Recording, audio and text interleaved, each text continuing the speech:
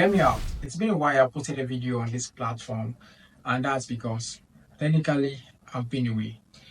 I've been going through a lot, and a lot have been going through me. But I'm back now, and I'll be putting out content out here as much as possible. I'll go back to how I used to put out content here on this channel. So expect more content going forward. All right. So in today's video, I'll be telling you guys about virtual kidnapping. This is one of the latest scams in town right now that people are making use of to scam other people, to scam innocent people. So I'll be telling you guys how it works and on how to avoid this and how you can avoid this basically. All right. So I'm going to walk you through the step by how scammers use this technique to steal from people and how you're going to avoid this. Okay. You would want to share this video with your loved ones so as they won't fall victim of this latest scam, even though it's mostly happens like other parts of the world like US, UK, Canada, and other tier 1 countries. I believe most of you have relatives out there, so you would want to be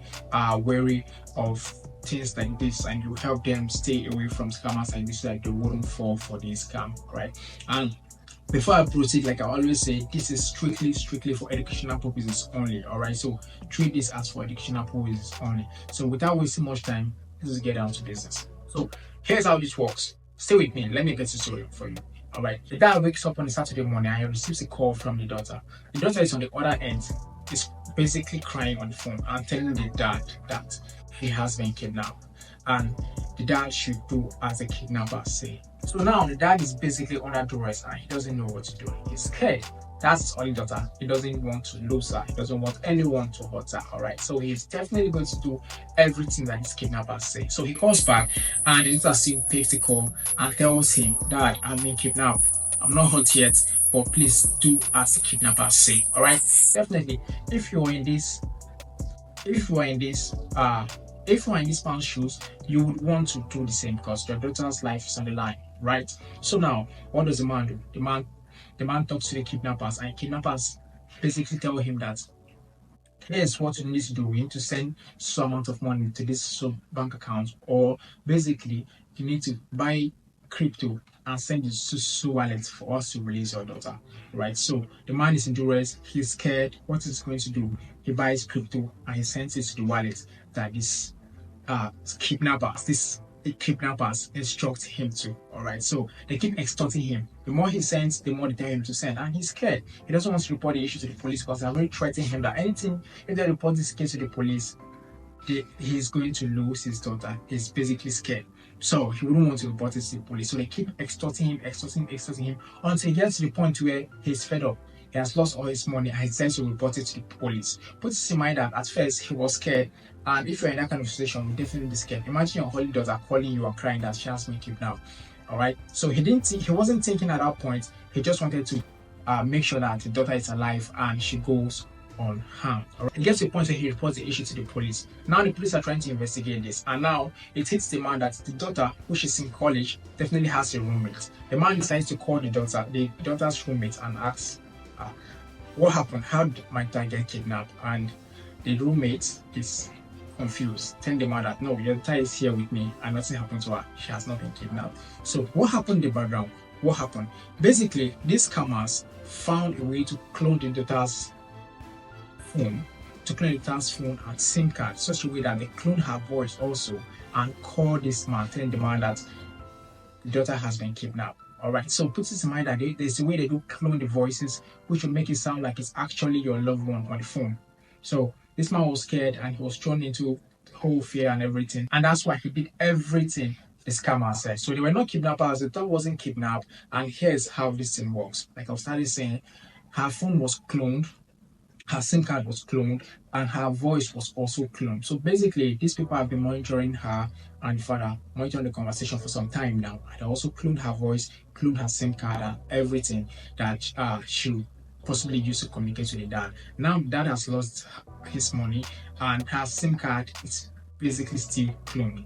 But what's going to happen? Basically, in the last video, I showed you guys on how to trace crypto that has been sent to the wrong address. So basically, this is all the dad can do, try to trace crypto and all of that, but it has gone already, so there's little or nothing that he can do. All right, so basically this is how scammers do this. This is one of the latest scams that people are doing out there right now. It's called virtual kidnapping. So basically, that wasn't kidnapped, but her voices, her phone, and her SIM card were basically cloned, and this is what happened. All right, let me give you another story of how something like this works. A man, this man was actually, this is like a true story here. This man was driving to work one morning, and he got a call from his son. His son told him that I was driving to school and I basically hit someone, and the person is dead. Right now, I'm at the police station, but they said I need a bill. So the son now told the man that I'm going to transfer it to my lawyer now, so a lawyer will talk to you and tell you what to do so that I can get the bill. Now put in mind that this man is in another state and the son is schooling in another state, so it's difficult for him to start going all the way from there, and basically he's in duress. He's scared. He doesn't want his son to go away, or to go away for charges that he killed someone. All right, so yes, then when I was transferred to the lawyer, so now the lawyer spoke to the man, told the man that okay, fine, look, you need to send some amount of money to this very bank account for me to be able to pay your son. The man is scared. What's he going to do? He's going to send him money. But like, what happened was that the man now, he got back to his senses and was like, okay, fine, if my son hits someone, then let me contact the police. Let me talk to the police directly and find a way to get him bail myself. So what the first thing he did was that he called the son school, and he told him that the son is in school, and he was surprised. He now requested